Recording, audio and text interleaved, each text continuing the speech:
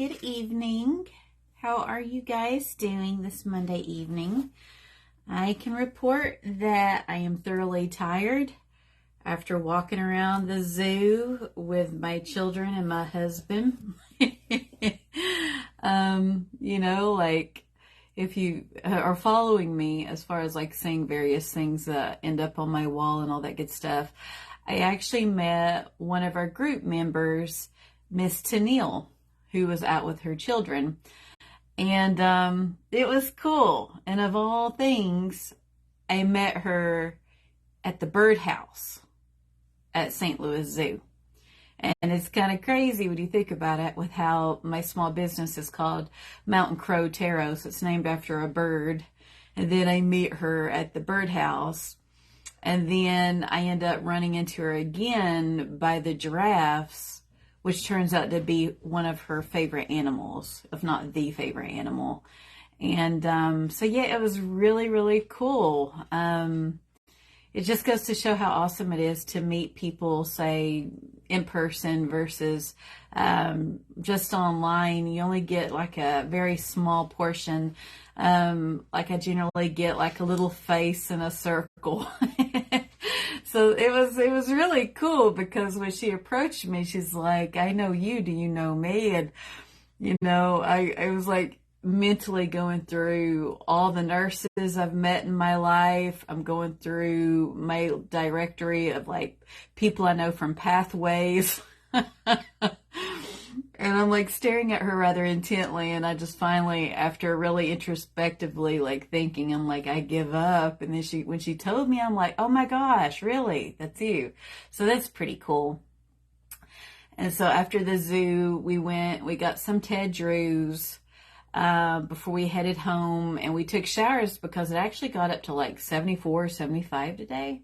It got actually really warm outside, so warm in fact, as we were walking around the zoo, occasionally I do drink a cold beer, but it was like the perfect day to where somebody who normally drinks beer would want a cold beer while they're outside with that sun just pouring down on them. It just felt really good to have that warmth. And then once we, as a family, we took our showers to get situated in our pajamas. I crashed out. Like, I didn't want to take a big nap because I got to work tomorrow. But I'm like, at first I was thinking, nope, I'm going to stay up. I'm going to stay up till I go to bed tonight. But then I kind of caved in after a little bit, and I fell asleep on the couch for a little while, but not too awful long. So I'll still be able to sleep tonight. And then the only other thing I can think of right now as a bleep on my radar is this really nice lady I met at the Fox High School craft fair who was in the booth next to me, texted me prior to me doing my go live tonight to set up a time to meet up. And she's such a lovely lady who crochets, and she's so fun. So I'm looking forward to seeing that new friend that I made from putting myself out there and reading tarot for others. She's not one of my clients. She's someone I befriended who worked next to me. But she and I hit it off, and if it wasn't for doing tarot, I wouldn't have been at that place at that particular time to meet her. So that's kind of like what I'm telling you guys about. Even if you don't read from my page, if it doesn't resonate for you, I say do what resonates for you. If you want to read for other people or put yourself out there at a craft fair or whatever shape or form it takes, I totally encourage you to do that, because there's so many cool people out in the world that I think, we're meant to meet people along our life path and all that good stuff.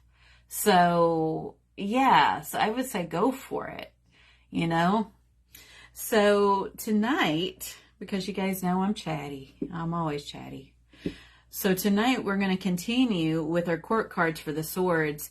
We're about to go into probably, I would say she's one of my favorite queens that I can relate to, because I think with my own life experiences, I have a tolerance for what I accept and what I do not with behavior towards myself, or even more so my family. I'm really protective of them. So I can relate to the Queen of Swords. So I'm going to go ahead and hold this card up here. And what I want you to observe would be the predominant color use. Is she looking away? Look at her body posture. Look at the details. Look at what's on her throne. Does it look comfortable or not comfortable? Okay. Now, look at her crown. Look at her accessories. Look at what's going on in the background. What kind of weather might we be dealing with in the picture? And if you were to encounter this person, is this someone you think would be approachable? Would you be comfortable around them? Or do you think this would be an intimidating person to try to approach? Now, I can go ahead and tell you first thing, if I was to say if this person was real, and if I was part of the card and I was part of this landscape, I would be very intimidated to approach somebody with their sword raised the way that she does, because like we've really went over with these previous tarot teaching moments, the sword is a weapon only made for combat and for the use of killing. There is no other use for a sword from a very pragmatic perspective. So being that we have obviously a powerful woman here, okay, you can really intuit a lot by looking at the card, and she's not playing around. She's got the sword totally upright in the air. This is not somebody to just go around and mess around with. She's got a very low tolerance for silliness, foolishness. So that's like my perception of this card. Okay. I love the energy though, because she has been through some stuff in life. And when I say she, it could be a male or female. It doesn't matter. We're talking about the energy. They've been through some stuff in life. And with it being upright, they're not hardened or anything to that. Like, that's why with this, we've got, say, the one hand that's open, meaning that this energy, this person is still very much open to life, to others, to hear the viewpoint and narrative of others, okay?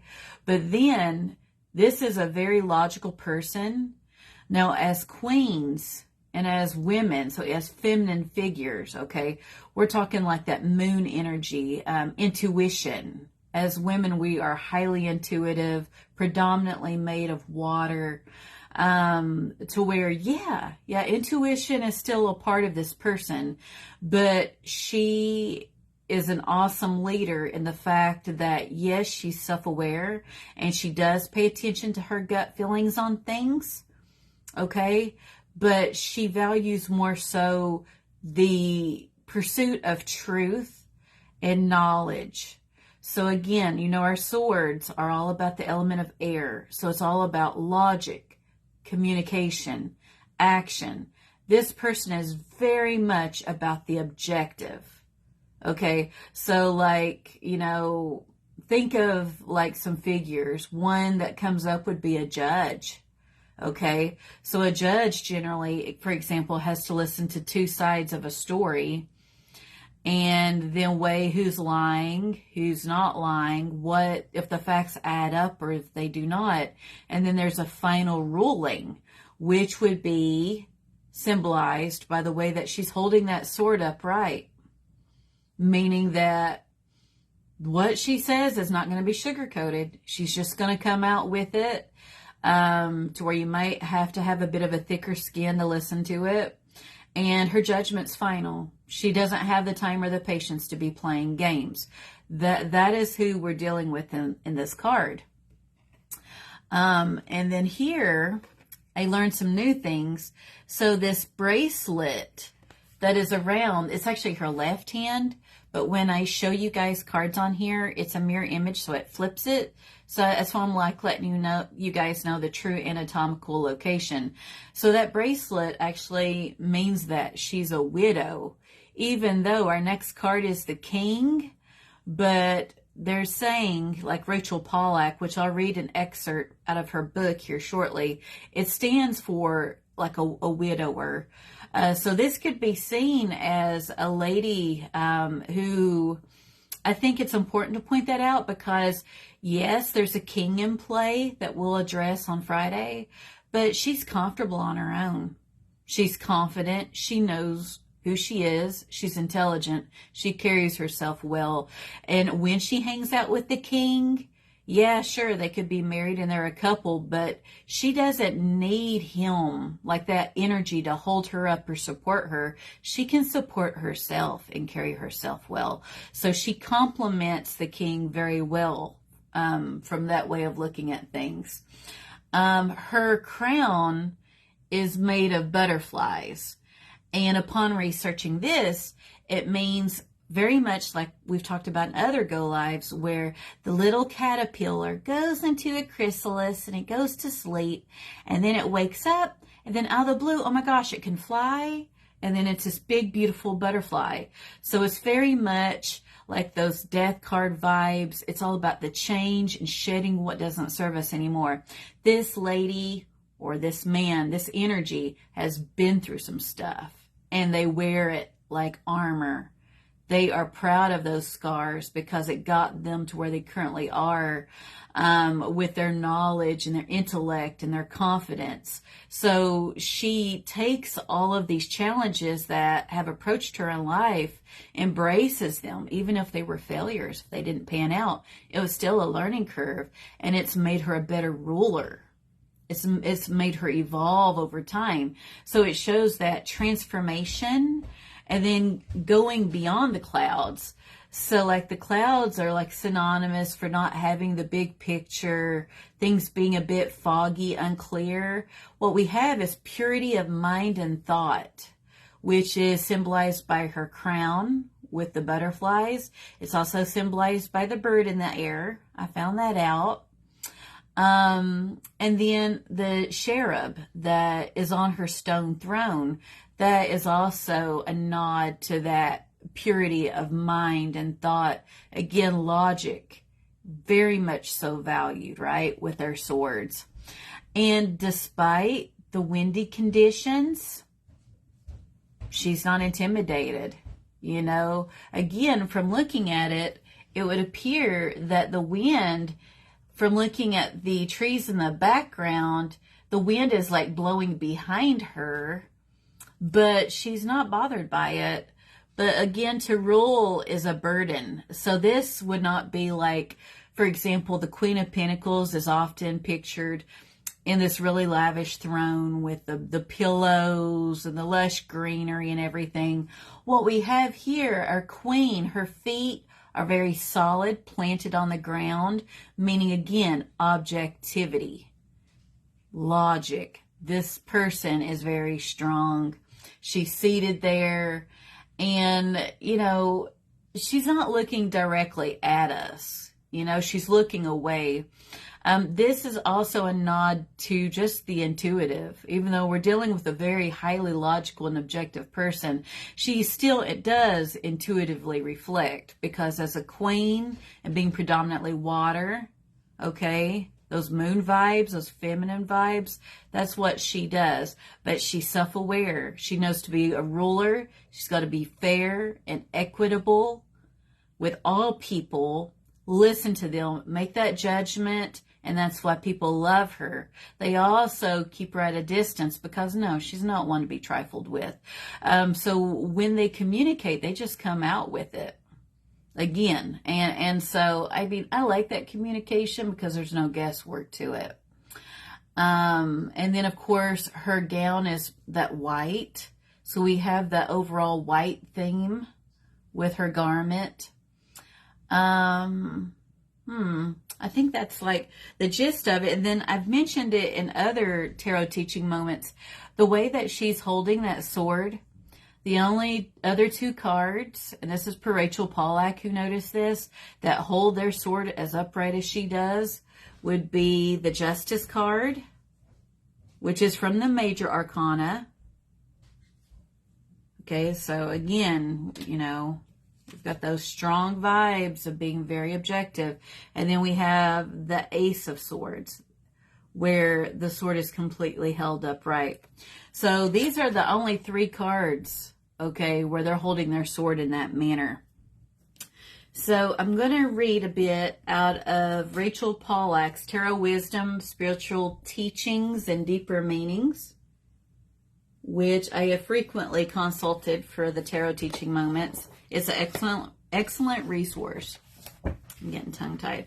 So I'm going to hold this card up as I read a bit out of her book, and then I'm going to reference the things that I jotted down for the card. And of course, I know my hubby's on here. Hi, Tim.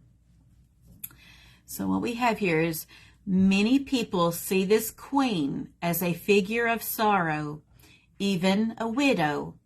In fact, the tassel hanging from her left hand in the Rider deck may represent a Victorian symbol of widowhood. Butterflies form her crown in Smith's drawing. They can symbolize the transformation of the soul from matter to spirit through the purity of mind. The Greek word psyche, which today means the mind, originally meant both soul and butterfly. Random fun fact there. Staying with the writer, she appears not happy. She may have seen a good deal of sorrow or pain in her life, but her head rises above the clouds as a symbol of her purity. Her open hand welcomes life and spirit, holding nothing back. She does not tilt the sword as if ready to fight, but welcomes, but holds it straight up, rather, like the swords on justice and the ace. She knows that without her commitment to truth, she has nothing. One bird flies above her, a further image of her pure mind. Right? Isn't that, I like that, right? I just love the way that Rachel Pollack saw things. Now, I really like this picture in her book. She always shows like various cards from different decks that are older in nature, because she and I had that in common. Different decks and different ways of artistically drawing these characters adds layers to their interpretation. That's why tarot decks are not a waste of money. It's like collecting art, but you're also building layers onto your knowledge of tarot. So the card I'm about to point out is from the Golden Dawn, and this shows their perception of the Queen of Swords. You see how it shows the lady, and she's holding that sword upright. And they say it's a bit of ego with how she's holding the head in the other. But you could tell this is, again, not somebody to be trifled with. You know, and again, we have that pursuit of truth. You know, very much there's a judgment to be made, right? So I really, really like that. I thought that was cool. So now I'm going to go over what I wrote down to make sure I'm being thorough. Well, I'll hold this guy up. So we have direct communicator, wise, intelligent. So this is somebody with some life experience, experienced, committed to truth, may be perceived as a bit abrasive because, again, she's not going to sugarcoat things, honest, objective. Again, perceptive. We've got intuition in play. She's a queen, okay? The queens have intuition, but also looks at all of the information before making a decision. So as far as like love goes, I did briefly allude to her relationship to, say, the King of Swords, which we'll cover on Friday. She stands on her own. This is not somebody who's going to be a fan of PDA, which is a public display of affection. She would be turned off by it. This is not something that she enjoys doing. She does not need to be acknowledged in a public realm and adored like that. She's not all for those showy things. Very independent, self-sufficient. She has boundaries. And so, say, with an individual like this, if someone's not really receptive to somebody that's not so much based in their emotions, but more so based in, say, concrete logic, not necessarily the warm and fuzzies, it may not be a good match, you know? So that's some, feedback about love. But at the same time, if this is a single person, they don't need a significant other. They're not out there trying to find somebody to complete them. This is somebody who's perfectly okay and comfortable with standing on their own. And if they choose to be in a relationship with somebody, it's because they genuinely want to be there. But they don't need them for their survival, because this energy stands on their own. Okay, this person's a survivor. Okay, with career, this is like the ideal leader. So I would think it would be like a mix of this. We'll say our Queen of Wands would be like the perfect leader. But with our swords, what we have is somebody very fair and equitable. So with a supervisor, this would be somebody who follows policy and procedure to a T. Everybody gets treated the same. It doesn't matter if she likes you or not. She's going to treat everybody the same.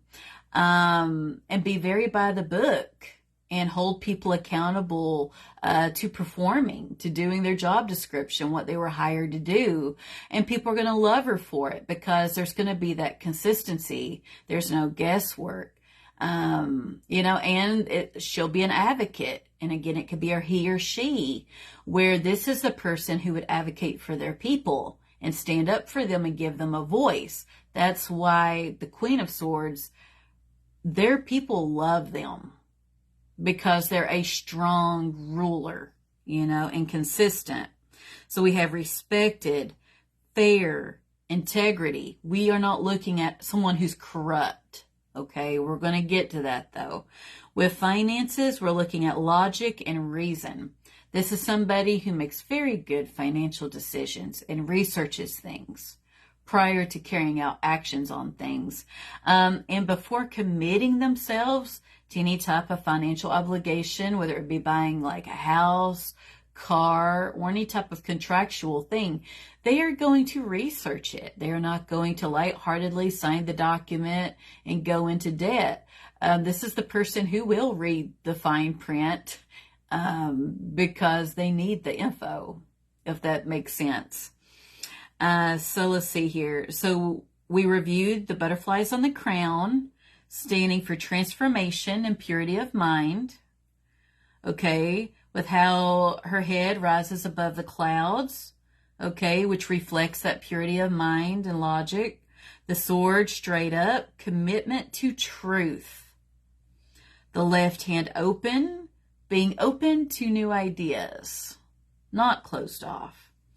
The tassel from her left hand, which you guys get the mirror image, but it's actually her left hand, shows widowhood, even though she's got a king that is in the court cards with her. But again, independent, self-reliant.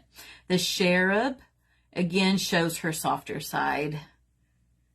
Okay. So I really like that. Now let's see here. Let's say we go into the reverse now.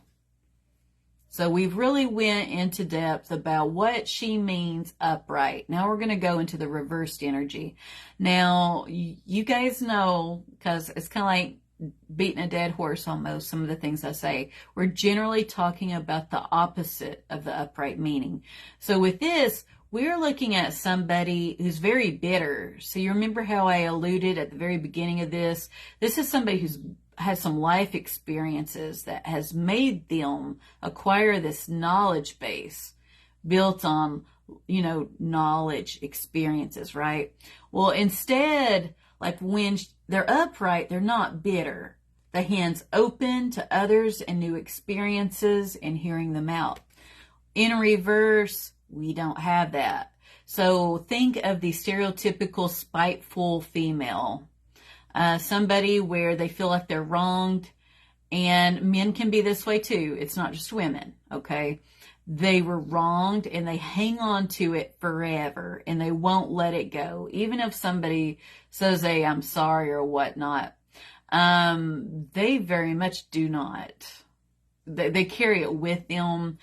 Bitter, mean, they can be cruel. They allow the life experiences, instead of helping them evolve and become higher, like our queen when she's upright with her head above the clouds, not when it's reversed. That's where it goes into the opposite, to where this person can be very manipulative, deceitful, aiming to do things for their own ends, even if it costs others. So this is somebody, say, in a relationship where they're overly critical. There could be unresolved traumas from past relationships that impact the current one, to where it's so bad that they cannot move forward, because again, there's so much hurt that they carry. There's not enough healing to allow somebody new in, if that makes sense, for a new relationship. Bitter and skeptical, so this person needs, maybe a counselor, therapy. They need to find some form of healing somewhere else, because they're not ready for a new relationship when it's in reverse. With career, overly critical. So instead of the upright, where we were talking about all these great attributes a good supervisor has with their people, this is somebody, it's all about the bottom line, getting ahead, and not valuing the people and giving them a voice. It could be having favorites, not being equitable, picking and choosing. That is seen as, say, a weak leader, a very ineffective one. That would be a reversed Queen of Swords. With finances, there's no boundaries and there's a lack of clarity. So this is somebody who, like we were talking about before they sign a contract, where they're acquiring debt, this person, they're acting more from an emotional place, not a thorough place, and they're signing it and they're committing themselves, which is a grievous mistake. One thing I read, when she's in reverse, how when it's upright, it's more about the logic that the swords love and value, even though the intuition's there. We're not saying it's not, but they value logic and objectivity. When it's in reverse, we've got emotions taking over logic. And that's to this figure's detriment. When for this energy, we got to have that logic. Okay? Or else that truth cannot be found. Because think about it. When any of us are emotional, do we really truly have a good perception of the big picture or not? Because sometimes we make up narratives that don't exist, but we include them with facts where you somehow think it's real when really it's not. Or perception of something that somebody says to you, and it is so not what they meant, but that's how your brain processed it. That's the name of the game, right? So, yeah. So, again, when it's reversed, instead of logic, we're dealing with emotion. And too much emotion with that. So I think that wraps up the keywords I wanted to go over with her. And so now we can go into our cards for comparison. And I really like what these artists did. So with this one, we see our queen. And I love the labyrinth that is behind her. And it looks like the wind's blowing through her hair. Note that, yes, she's not looking at us, just like from a Rider-Waite-Smith, okay, because she wasn't looking at us either. But instead of her having one hand open and then the other holding her sword, she has her forehead up against the sword, inwardly turned, inwardly reflecting, okay? This light, which is part of the pommel of the sword, it's like her knowledge, okay? But she's having to basically internally turn and reflect to gain insight before she carries out an action. Kind of like what we've been talking about. I really, really like that. It's just a different way of looking at her. It just goes to show very thoughtful and calculated. Okay. And again, we still have that intuition. And another thing that I need to note that I've noted before on some of these cards is, so if you're predominantly right-handed, okay, which I think most people are, so our intent goes from our left hand, okay, which is like the seed, the theoretical seed, okay, then we do the hard work and we manifest with our right. So here, so her left hand's open, with the intent for understanding and finding truth. And then her right hand, okay, again, keep in mind this is a mirror image, so you guys are seeing the opposite. Her right hand delivers the truth. Okay, her verdict after hearing whatever scenario this is, right? I love it because that's manifestation through the right. So I wanted to make sure I brought that up with that card too, you know.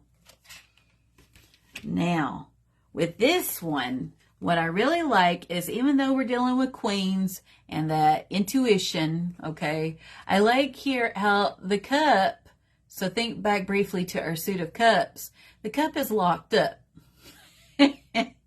What we have instead is, yes, there's water in play, okay? Like, it looks to me like, yeah, there's some water in that cup. It is secure. And then behind her, we've got that sky. And just like our Rider-Waite-Smith, we've got the bird up here. Okay, so purity of thought, meaning the truth. Okay, even though the truth can be painful, right? And she's turned away from us, okay, very consistent with the Rider-Waite-Smith, inwardly reflecting. This is someone intelligent and just internally reflecting, and then she's got her hand on the pommel of that sword, okay? So when she is ready, she will act, but not a moment before then. You know, and so here I like her legs, how one is very much turned to where it's rested against the ground, but one looks like it's almost like either she's just very comfortable with that body position with that one leg out that way, or it could be that she's almost gotten to the point where she's about ready to stand up, and we still have that stone. So very much synonymous with what our queen is sitting on from the Rider-Waite-Smith. This is not a comfortable thing to be in her position, okay, as a leader, or to just be who she is in a relationship is a burden, because she's not always received well because of her no-nonsense attitude. She just doesn't have it in her to tolerate foolishness and wasting her time. So I really, really like how they did that there with her, you know. And the wind is also there, so you can see like her wind blowing a bit. Very pretty card, right?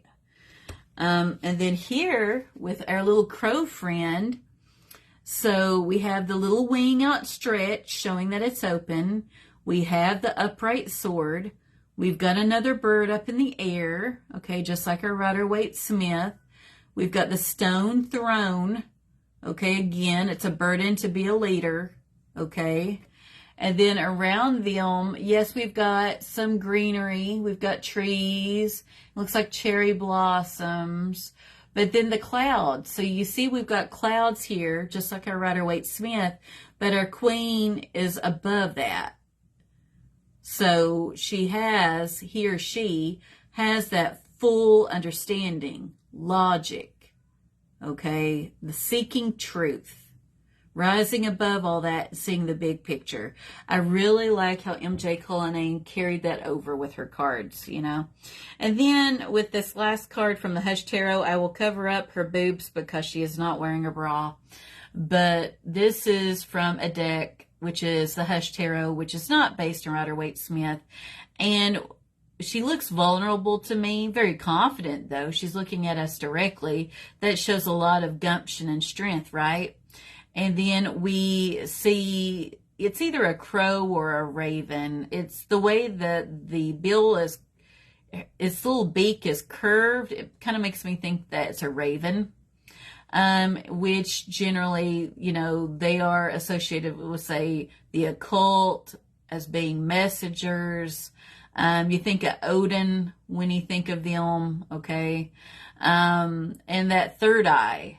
So when you think about Odin, we think of that third eye knowledge, you know, and the tree of life that where, you know, he went and he hung from trying to see things beyond his eyes.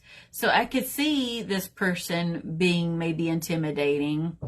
And then we've got air, because swords are all about the element of air, and that's what, say, the raven is. It's a creature of the air. So I can see some things that carry over, but again, if you're learning tarot, you want a deck based on Rider-Waite-Smith, because if you get one that's non-traditional, not based in it, it adds to the difficulty of learning tarot. So, and I saw my mom randomly pop on here, and I think I don't know, somebody may have popped on and popped right back off. I'm not sure. These lives are so weird. So, Mom, if you're still here, of course, I love you, and, please say hi to Miss Bill and give her a hug for me. And, okay, cool. So, Haley is here. Hi, Haley. Welcome. So, and like I always tell people, if you have a deck that's not based on Rider-Waite-Smith, but you really, really love it, sure, get it. But get you a book with the Rider-Waite-Smith, or get you, say, a Rider-Waite-Smith deck. Like for me, I've got the Radiant that sometimes in our group, I will post a picture of a card here with the non-traditional card, especially if they call it something different, so that people can see and still learn the cards and be like, oh yeah, I remember us learning about that. Or if they're experienced in tarot, being like, oh yeah, okay, I totally know this card. Does that make sense at all? So, hi, Mom. I actually see comments tonight. I can see you just said hi there. So I'm going to go ahead and hold up the cards just so you can kind of see the symbolism that carried over from the Rider-Waite-Smith.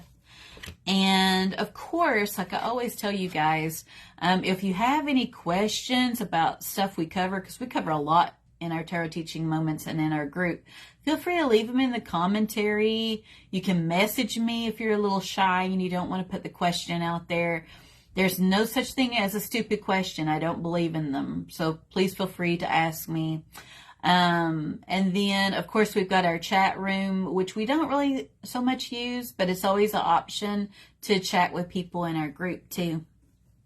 So again, just kind of look at the symbols, colors that carry over from the Rider-Waite-Smith. And again, I love it. I love it when the artists do that, because it's just so consistent, And that's why I really gravitate toward decks with like people and animals and background. There's so much that can be obtained information-wise from pictures. Just like if you go to an art museum and you're just standing there and you're looking at all the details that go into a work of art and how the art makes you feel, what is the message the art is trying to convey to you. Tarot, it's like a portable art museum in the form of paper cards that you could totally take with you and gain just the insight and clarity just from just being visual. Like, that's just one of our senses. That's how we perceive our environment. Of course, I'm covering her boobs up because she's not wearing a bra, but this is the one not based on Rider-Waite-Smith. Beautiful card. Again, the Hush Tarot has a lot of pretty art, which drew me in. But as I've been using it to teach, I just kind of realized it's just not my jam. It's not my favorite deck, even though I think it's beautiful, if that makes sense. So I think if you guys don't have anything for me, I think we're good to go. And so I'll be back on Friday and we'll wrap up the court cards with the King of Swords. And then, like I always put in our group, I love having an active group with people who do readings, because we get to see different styles and ways of using the cards, which further really exemplifies the viewpoint. There's no hard set rules to tarot, and you do what resounds with you. So like for example, when Kyle did his reading, he had all these different little oracle decks that he incorporated with his tarot deck, and he took cards out of each one and consolidated to make one big reading. You can totally do that. And I'm sure Kyle didn't get that from some book telling him to do that. That's what resounded with him to do that.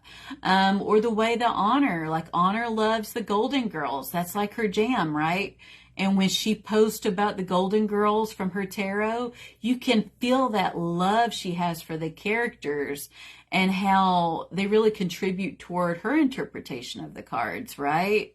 Or when Sharon has read for our group in the past, how she did it.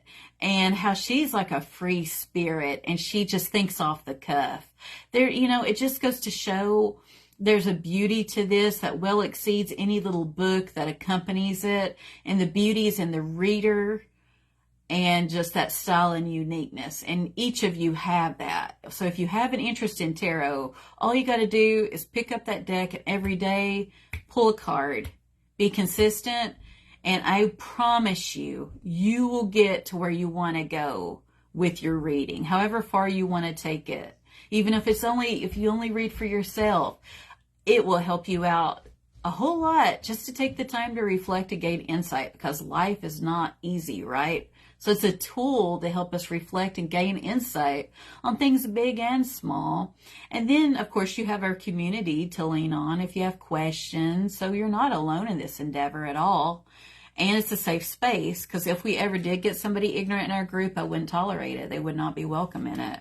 But the people we have in our group, I haven't had that behavior. They are really sweet and supportive when our readers go on to do the readings. And I love our group. So, so you're more than welcome if it resounds with you to read in the group. Again, just let me know so there's no scheduling conflicts. And I think that sums it up. So if you hopped on late, feel free to replay this from the beginning, because I went through a lot. And feel free to catch them on YouTube. I download all the tarot teaching moments, and I even have them in different playlists. So feel free to check those out, and I'm here if you need me. So I hope you have a good evening, and I'll talk to y'all later. Have a good week. Bye.